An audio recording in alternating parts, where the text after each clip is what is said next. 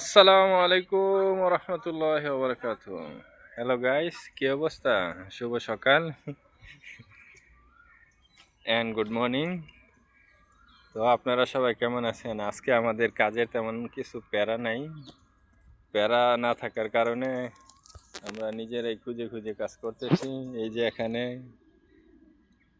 আগুন ধরাই দিছি, পুরানো যে লাকড়ি টাকড়ি ছিল ওইগুলা সব জ্বালায় ছারখার করে দিতেছি।